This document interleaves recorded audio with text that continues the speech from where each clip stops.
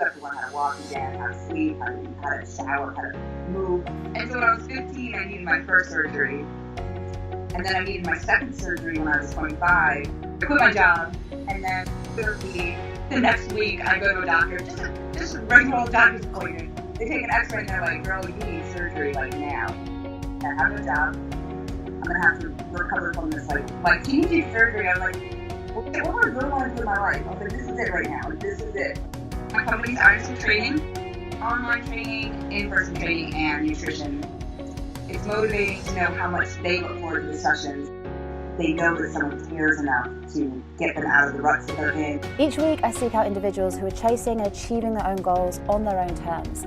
Each have their own individual motivation, focus and passion.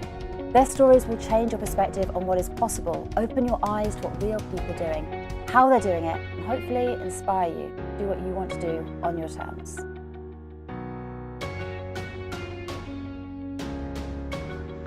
So it was hereditary, and so it was scoliosis, so the spine just kind of curves towards the butt, the lower part of your spine. And Very nicely put. yeah, towards the bottom of the spine.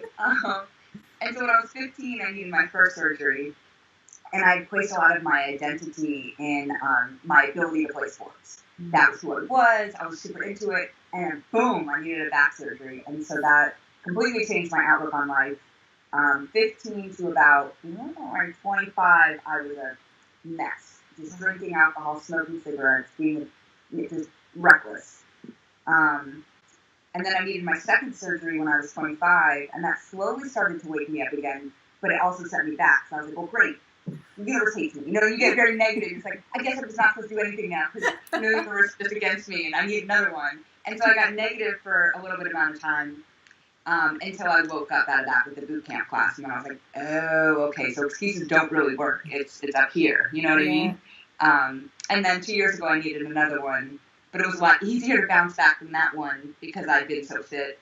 But it's still an ongoing challenge. So for a very long time, I was under the impression that because of my back surgeries, I was just completely broken, and that it was just I shouldn't do this. All I could do was walk, and even jogging was too much. So I gave up on myself and decided to just say F it and eat what I wanted, smoke, drink, all those things. And then actually I got into fitness again because I was working with an older lady who was scared to go to a boot camp class by herself. Oh. And so, like, come with me, just come with me. And I was like, oh yeah, of course I will. Like, hell yeah. I was like, I'm going to be in the back, and I'm going to just stay back there, not really do much. You know, I'll be there for your support.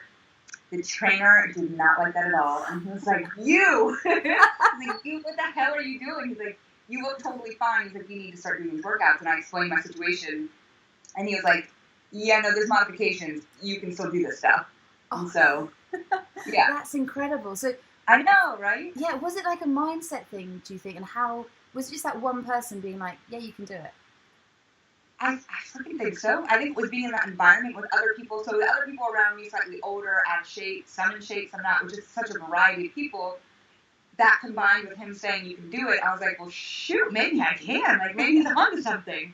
And I needed, like, I guess I just needed one person to believe in myself because I sure didn't believe in myself at that time. So, yeah. Oh my God. And where have you taken it? So what was the stage? Because right now you are in incredible shape, and you're a personal trainer as well, I believe. I am now, yeah. So what took you to this point now? The massive shift in the empowerment that belief in myself gave me, and the only reason I got that was from someone else, and so I wanted to be that someone else to give everyone else that kind of jump start into that changed my whole life. I mean, it wasn't just physical, like look at me stuff. It was like, oh, I guess I'm smart and I can do this and that. It just domino affected everything. So it's incredible. And yeah. What did you find was the biggest change in yourself? I was happy again. And it sounds so cheesy, it was like self-love. Like, I was not loving myself at all for a very long time. Because when you can't move your body in a certain way, or as soon as you do, it really starts to hurt, you think you're just broken forever. You're like, well, shoot, what am I ever going to do? And so then the depression started easing up, and I started loving myself more. I looked in the mirror and actually liked what I saw, which led to eating better, doing better, and just being a better person. So, and now your whole lifestyle is surrounded, you've seen some of the videos you have on Facebook, and Seriously, I love the one with the tunnel where everyone's running through or like crawling through. Oh yeah, that's right. Yeah, well, we gotta make it fun, right? It's gotta be fun. Yeah.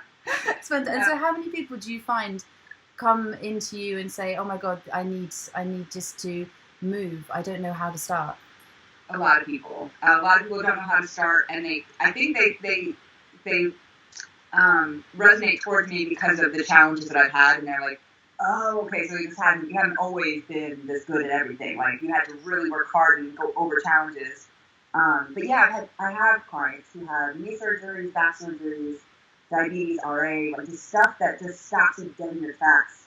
Yeah. And then you see something else that didn't stop, and you're like, okay, I need you to help me with that. So it's incredible. Yeah. And what kind of transformations have you seen? People just literally changing their lives with it. It's really humbling for me to be a part of that, their journey, for sure, 100%. For you, what during the process, at the points that you wanted to be like, that's it, I've had enough, how did you keep going? What was the motivation there? Knowing that I did it the day before, like the times, like remembering that feeling, I guess, of, okay, well, you know how good it feels to just finish something, just finish it. You don't have to do it perfect, or you don't have to do it 120,000%, just finish it so you feel good, like so.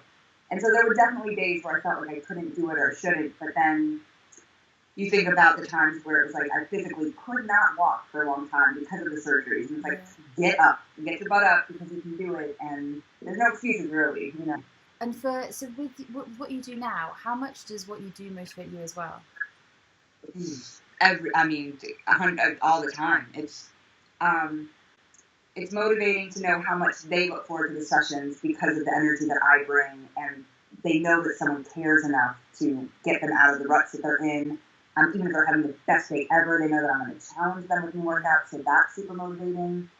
Just seeing them light the heck out, just seeing that spark in their eyes, and they're like, oh my God, I just did like 100 burpees, or I don't tell them to do that, but 100 burpees? It's incredible. I would never do 100 burpees. But they do something ridiculous, right? And then the look on their face is like, I just did that. You know, that was me. So that motivates the heck out of me, for sure. And where do you want to take it? Because they say once you achieve a goal, there's always something further, something more you want to do. Where do you want to go with this? And so that, honestly, is what I'm struggling with. I've been doing this only for 1.5 years now. It was a huge life shift for me to go into training because I was a corporate person before. And so I'm still trying to figure that out. I don't want to I don't know. But you just had a massive change. So from corporate to personal training, it's huge. Oh, my gosh. Yeah. How did you feel making that change? What was that? Was that quite a jump into like a massive ocean in a way? Yes. The scariest, darkest, massive ocean.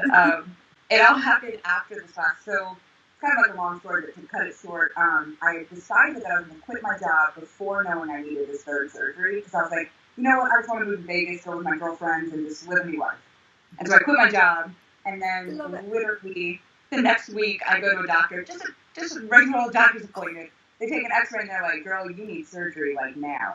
And I'd been having back pain, but it was so normal that I just didn't even, I was like, it's part of my life. And so then I was freaked out. I was like, oh, cool. I just quit my job and now I need like a multi-$100,000 surgery. Awesome. Oh my God.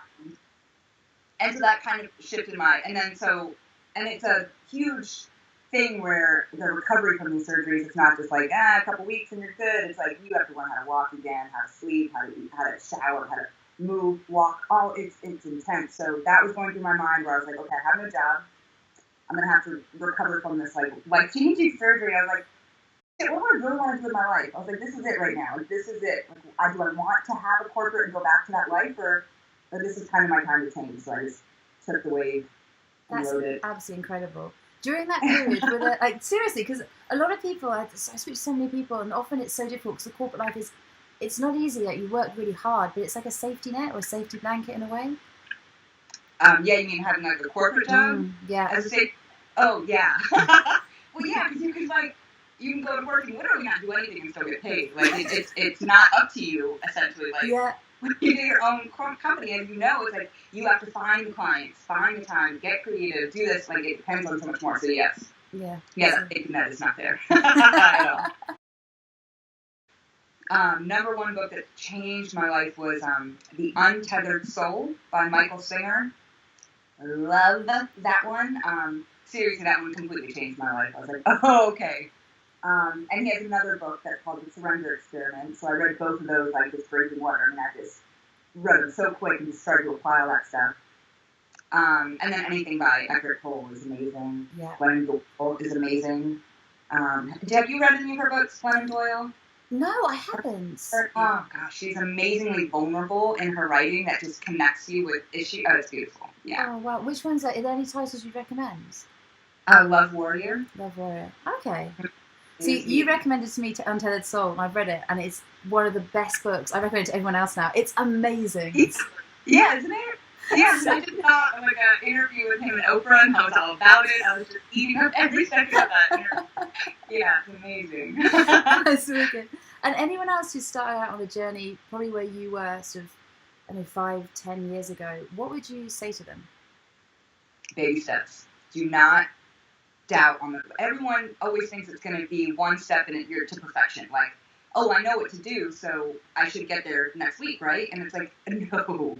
You have to keep taking baby steps and understand that every step towards the goal, even if you like fall in potholes along the way or trip, baby steps are the way to go. It will get you there.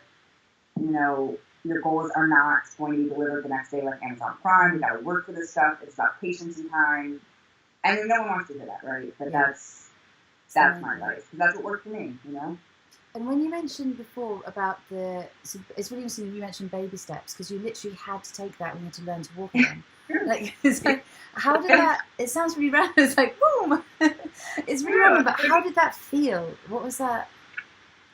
What do you mean, taking baby steps? Yeah, literally, yeah. It's just the most humbling experience you could ever imagine, because you no longer take those things for granted. It's like you can't just pop out of bed, roll out, and go run somewhere. It's like excruciating to get out of the bed, to put your feet feel like they weigh 1,000,000 pounds, and just walking.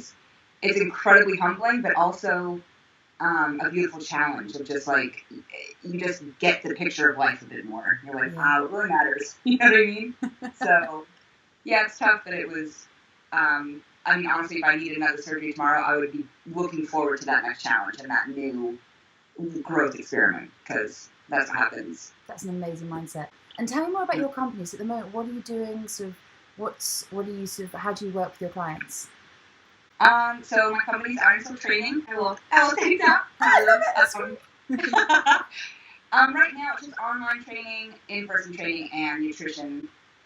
But the word soul was in our name, because in the company name, because I believe that it's just more than just go do this workout and then you'll get fit. It's like there's so much more mental empowerment that goes into this, and I love my one-on-one sessions because it's this almost therapy session between me and the client where you're kicking their butt, they're not even thinking about stuff, and the way that they describe how they feel during the workout or the things they say, you can feed on that and build up their confidence and their abilities just without them even realizing that they needed someone to pinpoint some of these ugly things that they're saying about themselves, or even not true, that it's not true. Yeah. And so it's just so much more than fitness, and that's what I enjoy. I just enjoy that bonding experiment between like just two people putting in work in an hour.